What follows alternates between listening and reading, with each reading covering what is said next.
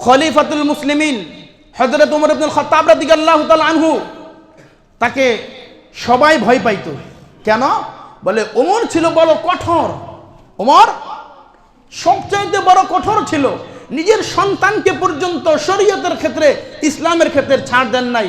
বলে অন্য মানুষের যেই শাস্তি হবে, আমার সন্তান অন্যায় করার কারণে শরীয়তের ওই শাস্তি আমার সন্তান উপর আমি প্রয়োগ করব। নিজের বাবাকে পর্যন্ত হযরতে ওমর ছাড় দেন নাই। হযরতে ওমর জুমার খুতবা দেওয়ার জন্য মেম্বারে উঠছে।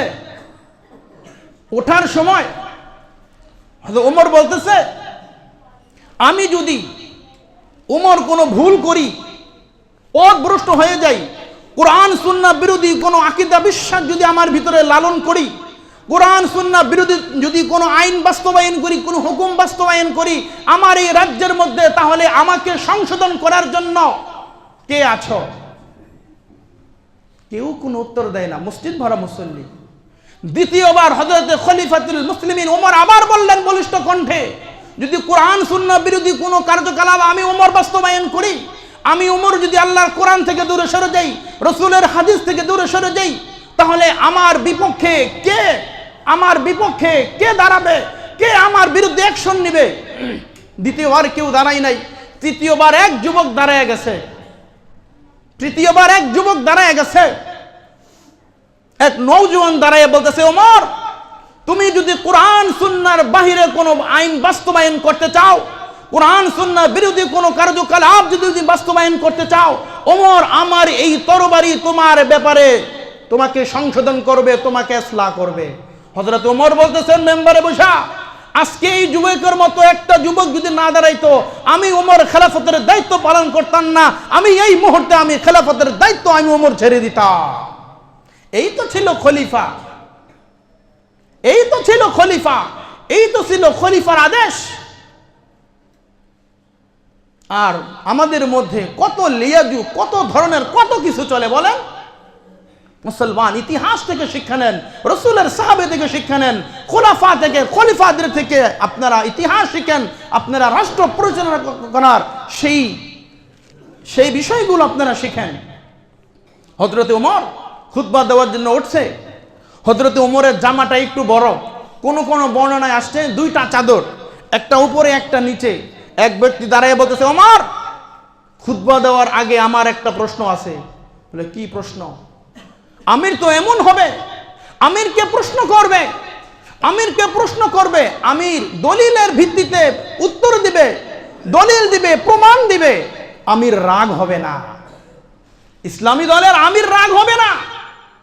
প্রশ্ন করেছে, উত্তর দিতেছে।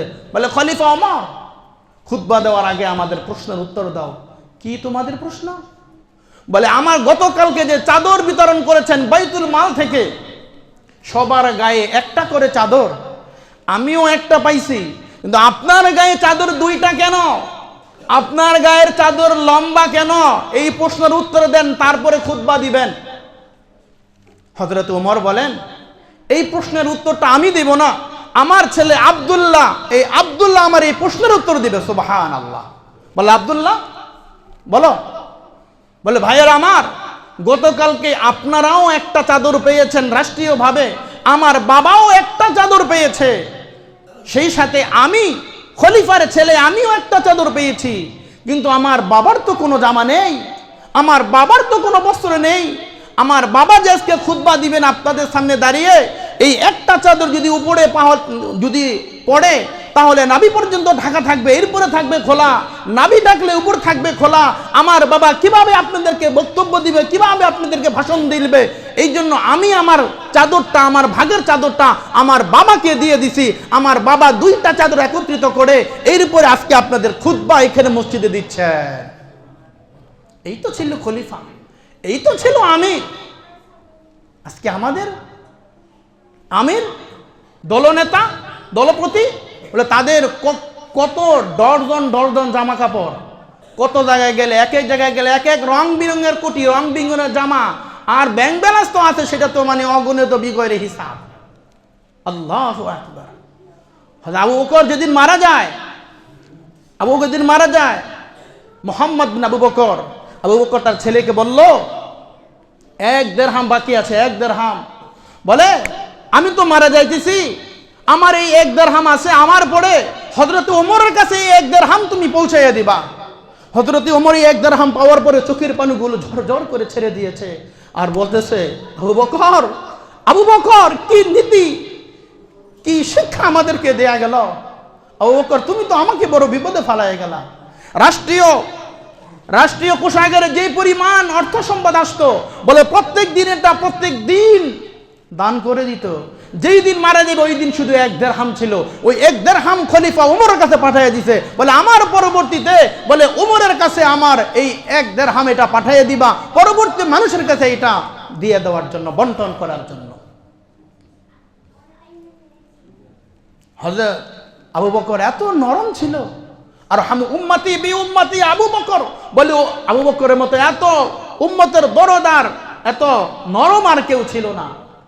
সে আবু বকর রাসূলের ইন্তেকালের পরে বলেছে, আল্লাহর কসম, রাসূলের জীবদ্দশায় তোমরা যারা উট দিয়েছ, উটের সাথে যারা যাকাত হিসাবে রশি দিয়েছ, উটের লাগাম দিয়েছ, এই লাগাম যদি এখন কেউ দিতে অস্বীকার করো, আল্লাহর কসম করে আমি বলতেছি, বলে আমি আবু বকরের পক্ষ থেকে তোমাদের ব্যাপারে যুদ্ধের ঘোষণা করলাম। হযরত ওমর বলে, খলিফা, বিষয়টা কঠিন হয়ে গেল না? মাত্র মুসলমান হইছে, একটু সহজ করেন। হযরতে আবু বকর বলছে, ওমর থামো, শরীয়তের ব্যাপারে, ইসলামের ব্যাপারে বলে কারো কোনো ছাড় নাই, কাউকে কোনো ছাড় দেওয়া হবে না।